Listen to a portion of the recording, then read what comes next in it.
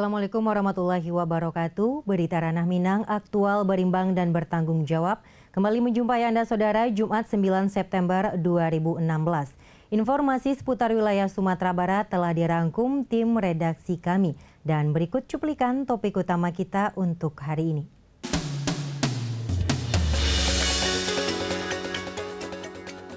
WNA penambang emas ilegal di Solo Selatan diamankan. BB POM segera lakukan pengecekan obat palsu ke lapangan.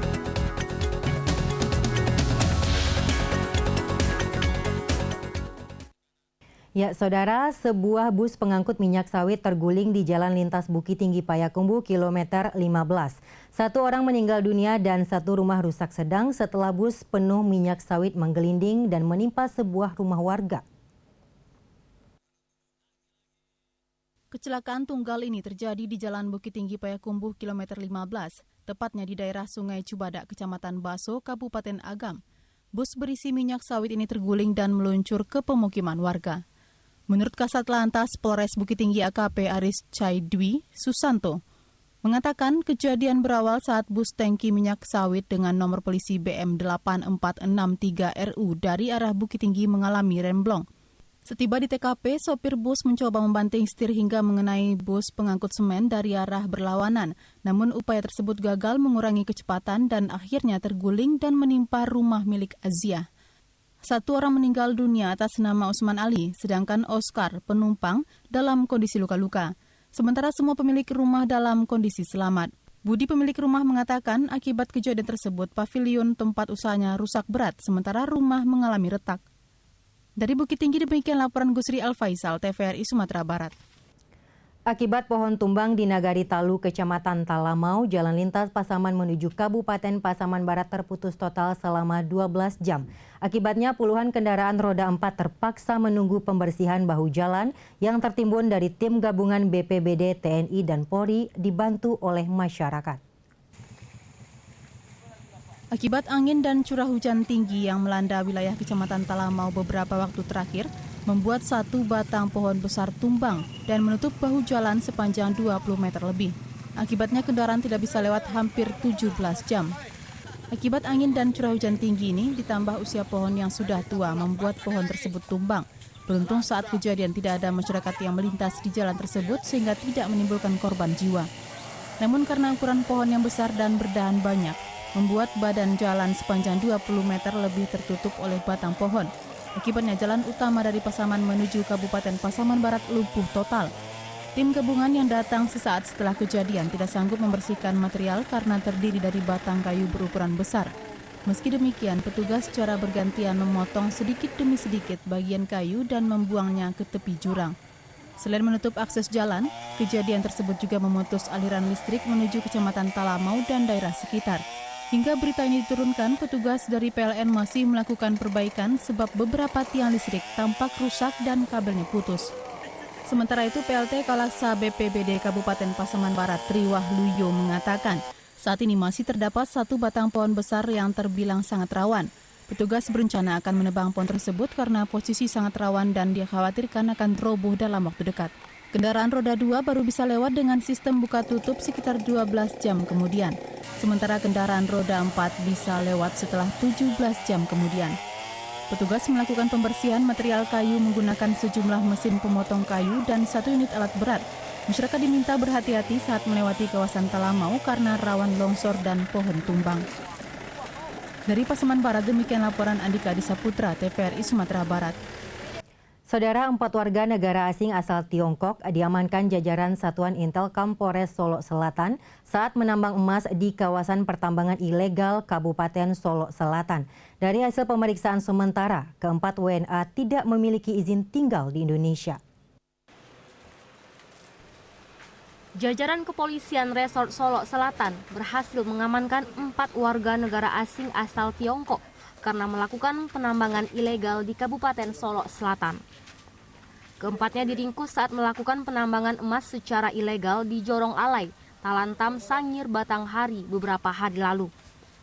Usai melakukan penangkapan, jajaran Kepolisian Solo Selatan langsung menyerahkan ke pihak kantor imigrasi Padang untuk dilakukan pemeriksaan lebih lanjut.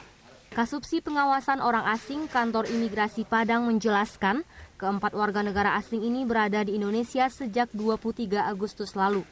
Dan sebagai wisatawan dan tidak memiliki izin tinggal, apalagi melakukan aktivitas penambangan. Saat ini keempat WNA berkewarganegaraan Tiongkok tersebut masih dalam proses pemeriksaan secara intensif di Kantor Imigrasi Padang. Kita berhasil mengamankan 4 orang warga negara Cina di sebuah lokasi yang diduga tambang emas ilegal di Kabupaten Solok Selatan, di kampung Abai. Di Abai, kampung Abai. Ya, Abai. Sementara itu, kemudian malam ini kita akan coba lakukan pemeriksaan dulu lebih mendalam supaya kita bisa menyelidiki siapa-siapa pihak yang terkait. Untuk mengetahui keterlibatan pihak lain, Kantor Imigrasi Padang masih terus melakukan pemeriksaan terhadap keempat imigrasi tersebut. Demikian dilaporkan Tua Saman Siregar, TVRI Sumatera Barat. Jajaran Kepolisian Resort Kota Padang berhasil meringkus 5 gembong pencurian kendaraan bermotor dan mesin kapal nelayan, serta sejumlah peralatan rumah tangga di kawasan Lubuk Begalung. Selain terlibat tindak pidana pencurian, salah seorang tersangka juga terlibat tindak kejahatan lainnya seperti peredaran narkoba dan tindak pidana pemerkosaan. Gembong pencurian kendaraan bermotor dengan inisial RI alias Kolor diringkus polisi bersama 4 rekannya di Jalan Batangkajai Gates Nan 20, Kecamatan Lubuk Begalung, Kota Padang. Kelima tersangka melakukan pencurian sepeda motor di kawasan Lubuk Begalung, khususnya di kawasan Bukit Lampu. Dari hasil pemeriksaan sementara, 1 dari 5 tersangka merupakan gembong curanmor yang telah melakukan pencurian bermotor sebanyak 50 kali di berbagai TKP di kawasan Lubuk Begalung.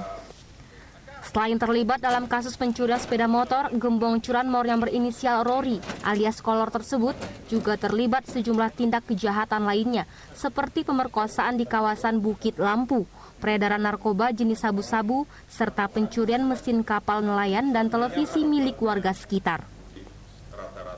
Usai melakukan penangkapan, jajaran kepolisian sektor Lubuk Begalung juga berhasil menyita 5 unit sepeda motor, 2 unit televisi, dan 3 paket kecil sabu-sabu. 5 ya, ada 5 kita tangkap atas nama Rory, panggilan Kolor. Nah ini gembongnya, ya ini gembongnya, dia ketuanya.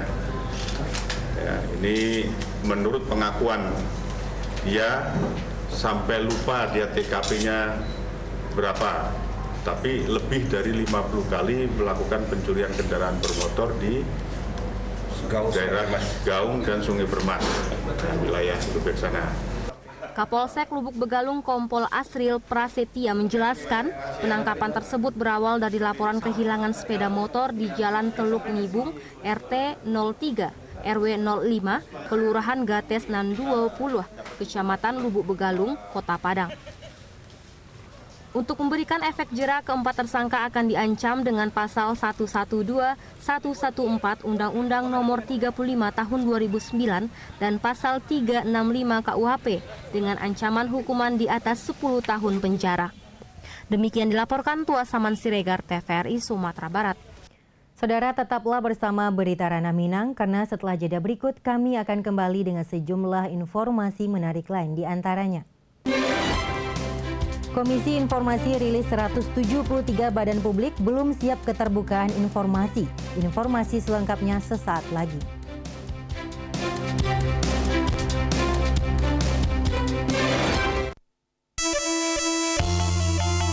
IPV merupakan vaksin polio baru yang diberikan 1 kali pada usia 4 bulan untuk memperkuat daya tahan tubuh anak kita. Dapatkan vaksin IPV pada September 2016 di Puskesmas dan Posyandu. Ayo dapatkan IPV gratis di Puskesmas Posyandu terdekat mulai September 2016. Jangan ragu memberikan IPV untuk buah hati Anda.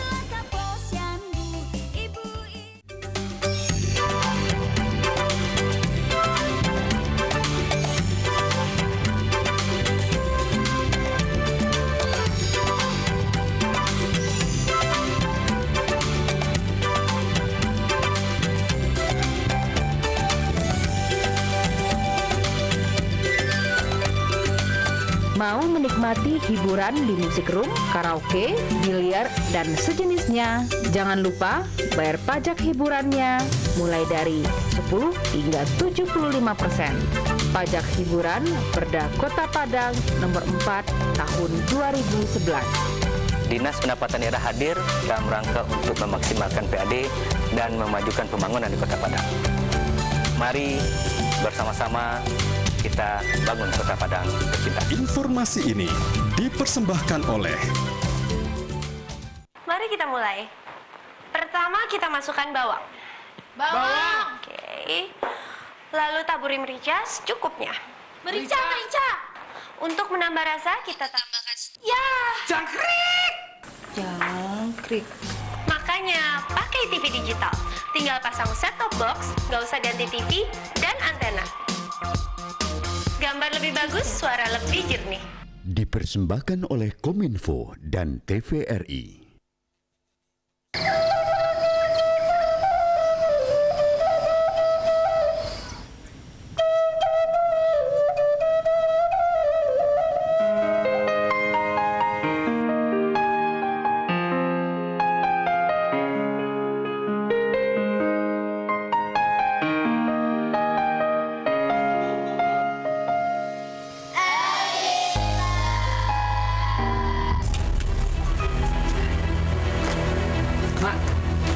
Latihan dulu, Mak.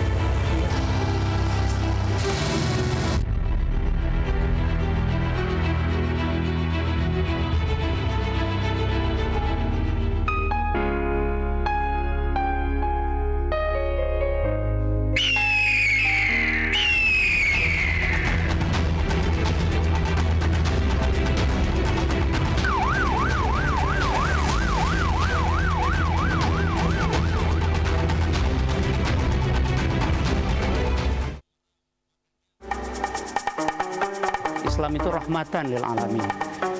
Dia bukan hanya untuk satu komunitas, bukan hanya untuk satu bangsa.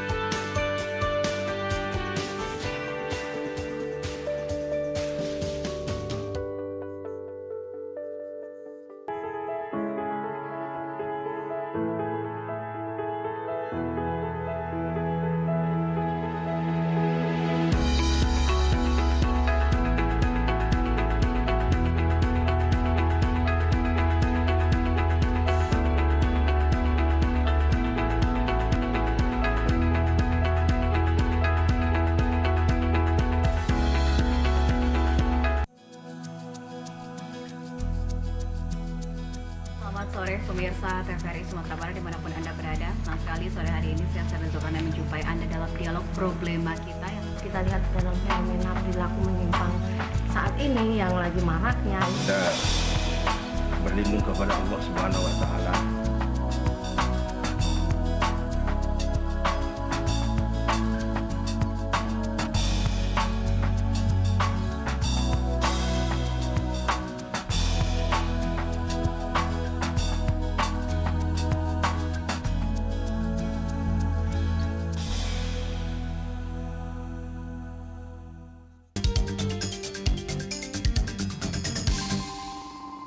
Saudara, 173 badan publik di Sumatera Barat belum siap terbuka atau transparan dalam hal pengelolaan informasi publik. Hal ini berdasarkan hasil pendataan yang dilakukan oleh Komisi Informasi melalui kuesioner penilaian mandiri disebar ke pemerintah daerah di Sumatera Barat.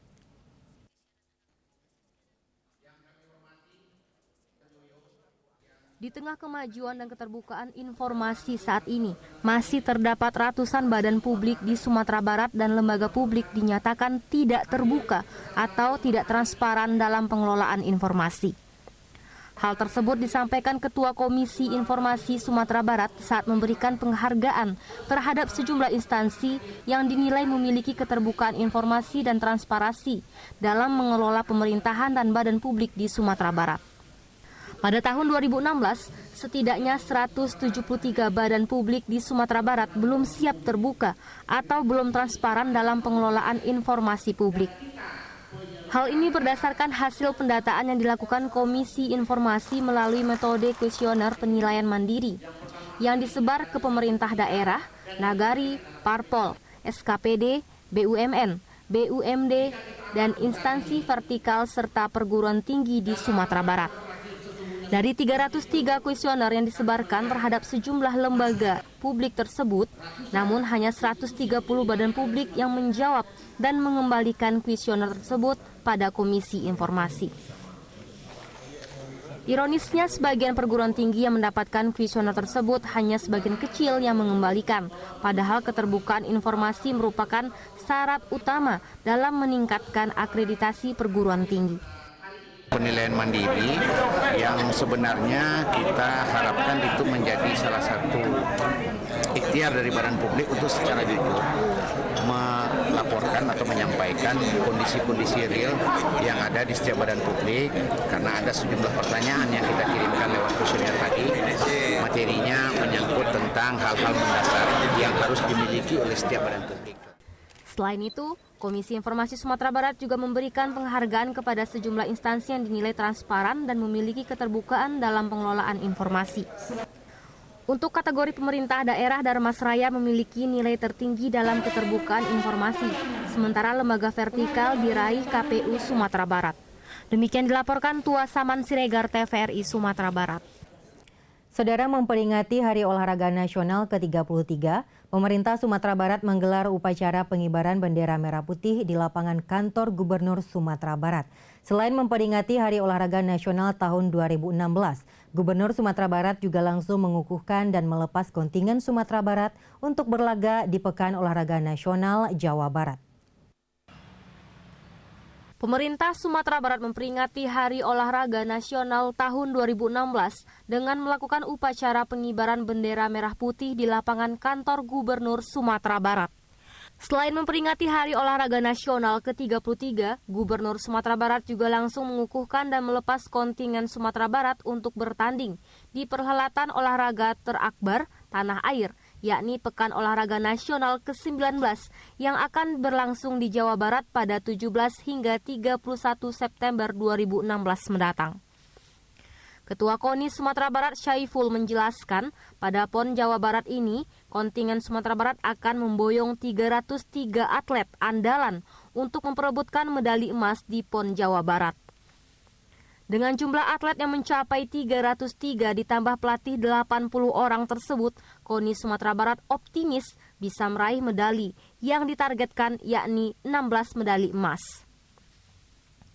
Pada perhelatan olahraga multi-event ke-19 PON Jabar, KONI Sumatera Barat akan mengandalkan 20 cabur untuk meraih medali emas, salah satunya kempo, silat, renang, dayung, dan sejumlah olahraga lainnya. Sebanyak 13 cabang sudah berada di Jawa Barat dan sisanya pada hari ini dilakukan pengukuhan dan pelepasan oleh Pak Gubernur yang sudah sama-sama kita lihatkan.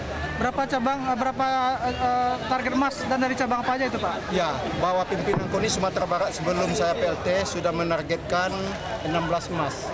Jadi saya sebagai PLT merealisasikan target 16 emas yang sudah dicanangkan oleh pimpinan KONI Sumatera Barat sebelumnya. Untuk memberikan motivasi kepada atlet dan cabang olahraga yang ikut bertanding di PON Jawa Barat, pemerintah Sumatera Barat akan memberikan bonus kepada atlet yang meraih medali emas, yakni Rp200 juta bagi peraih medali emas, Rp50 juta untuk medali perak, dan Rp25 juta untuk medali perunggu. Ada bonus nggak Pak? Jangan miring lurus. Ada emas, ada perak, perunggu ada. Jangan miring. Berapa kita? 200 juta, perak 50, perunggu 25. Itu atlet ya. Yang dapat emas. PLT Ketua KONI Sumatera Barat menambahkan, pihaknya telah melakukan persiapan dengan melakukan latihan sejak Januari lalu hingga saat ini. Demikian dilaporkan Tua Saman Siregar, TVRI Sumatera Barat. Saudara, peringatan Hari Olahraga Nasional atau HORNAS pertama kali diselenggarakan pada 9 September 1983. Tanggal tersebut sengaja dipilih untuk mengenang sejarah diselenggarakannya Pekan Olahraga Nasional atau PON edisi perdana. Namun tahukah masyarakat adanya peringatan HORNAS di usia yang sudah ke-33 tahun ini? Berikut rangkuman wawancara reporter Makri Nelvi Lubis dengan sejumlah masyarakat. Itu hari apa? Diperingati hari apa? Nggak tahu. Hari Olahraga Nasional, Pak. Kalau di bidang olahraga, apa mungkin ada harapan Bapak? Nggak tahu. Nggak tahu ya, Pak ya? Hari HORNAS. Apa itu, Pak? Hari Olahraga Nasional. Apa harapannya untuk dunia olahraga kita? Semoga olahraga kita semakin maju ya. Pernah dengar nggak Hari Olahraga Nasional? Tahu. Nah, 9 September Hari Olahraga Nasional. Punya pandangan sendiri nggak dengan olahraga kita di Indonesia ini? Baik. Gimana pendapatnya? Pendapatnya kita harus menjalankan olahraga dengan rutin, menjaga jasmani dan rohani. 9 September. Nggak tahu. Hari Olahraga Nasional. Nah, kalau untuk olahraga sebagai pelajar nih, sebagai siswa, apa inginnya perkembangan olahraga kita di tingkat nasional? Ya, fasilitasnya lengkap aja nanti. Tahu nih loh hari ini? Lupa nggak tahu. Hari Olahraga Nasional. Nah, kalau untuk dunia olahraga kita untuk nasional apa pendapatnya? Prestasinya gimana? Lebih ditingkatin lagi, lebih dimajukan lagi gitu.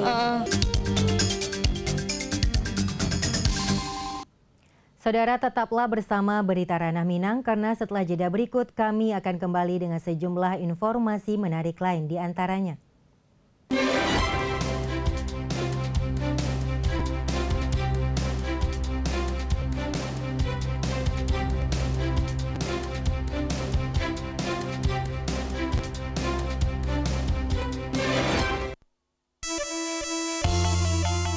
IPV merupakan vaksin polio baru yang diberikan 1 kali pada usia 4 bulan untuk memperkuat daya tahan tubuh anak kita.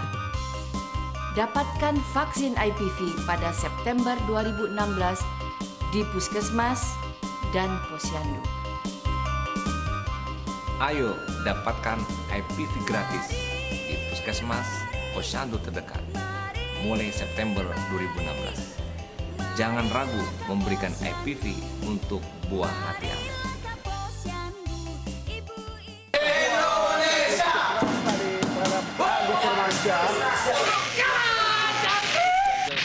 Kenapa nih? Bersiaplah menuju era siaran digital. Gambar TV lebih bersih, suara lebih jernih. Gak perlu ganti TV baru, cukup pasang set-top box. Ayo, dukung Indonesia, dukung TV digital. Boleh ikutan nonton nggak?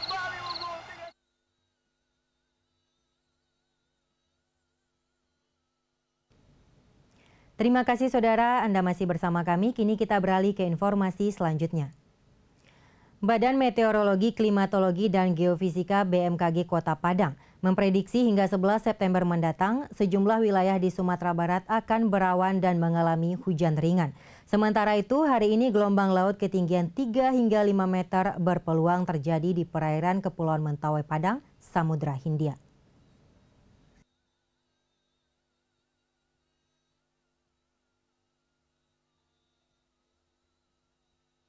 Di sekitar perairan pantai barat Sumatera Barat dengan ketinggian 3 hingga 5 meter. yang terjadi di perairan Kepulauan Mentawai, Padang, Samudra Hindia Barat, Kepulauan Mentawai, perairan Bengkulu, dan Samudra Hindia Barat, Kepulauan Enggano, Bengkulu. Kondisi gelombang ini dengan angin rata-rata dari utara ke tenggara dengan kecepatan 2 hingga 20 knot. Tinggi gelombang laut mencapai 0,50 hingga 5 meter dengan kondisi cuaca berawan hingga hujan ringan.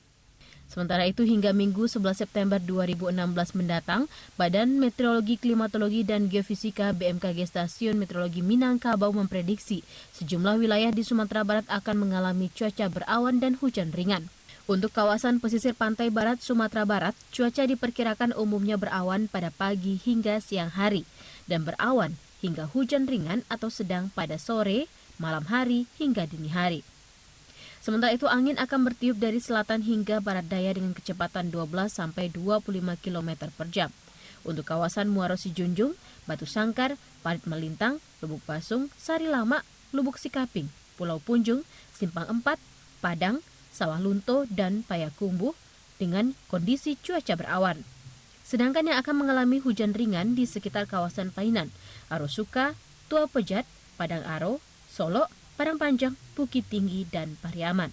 Sari Zulkarnain, Jody Sartika, TVRI Sumatera Barat. Saudara, kenaikan harga sembako menjelang Hari Raya Idul Adha 1437 Hijriah ini banyak membuat masyarakat resah. Untuk itu, Disperindak Provinsi Sumbar akan menggelar operasi pasar dalam waktu dekat. Dari pantauan Disperindak hingga hari ini, harga sembako di 3 pasar, yakni Pasar Raya Padang, Pasar Raya Siteba, dan Pasar Lubuk Buaya yang masih mengalami kenaikan yakni harga cabai merah. Untuk Pasar Raya Padang, kenaikan harga cabai hari ini dibandingkan kemarin sebesar 4,17%, yakni sekitar Rp55.000. Untuk Pasar Raya Padang, kenaikan harga cabai merah hari ini dibandingkan kemarin sebesar 4,17%, yakni sekitar Rp55.000 per kilogramnya. Sedangkan di Pasar Siteba naik sebesar 3,85% dan di Pasar Lubuk Buaya naik sebesar 8%. Kenaikan harga sembako ini telah terjadi dari seminggu terakhir dan diperkirakan akan terus merangkak naik hingga Hari Raya Idul Adha nantinya. Bahkan tidak sedikit pedagang yang mengaku kenaikan harga bahan sembako ini disebabkan pengambilan di tingkat tengkulak yang naik dengan alasan karena menurunnya jumlah kiriman pasokan dari petani. Ya, kita tentu berkoordinasi dengan stakeholder terkait, instansi terkait. Bisa saja mekanisme yang kami ceritakan di operasi pasar itu kita lakukan. Kita kan harus juga, karena memang daya beli masyarakat juga kan menurun. Ya. Arti daya beli menurun, harga naik, kan itu. Untuk itu, jika nantinya kenaikan harga sembako ini semakin menjadi-jadi, pihak Disperindak Sumatera Barat akan melakukan operasi pasar dalam waktu dekat sehingga tidak ada pihak yang dirugikan nantinya. Demikian laporan Delima Febria, Agus Rita, TVRI Sumatera Barat. Saudara, informasi tadi sekaligus menutup perjumpaan kita untuk hari ini. Mewakili kru yang bertugas, saya mengucapkan terima kasih atas kebersamaan Anda. Wassalamualaikum warahmatullahi wabarakatuh dan sampai jumpa.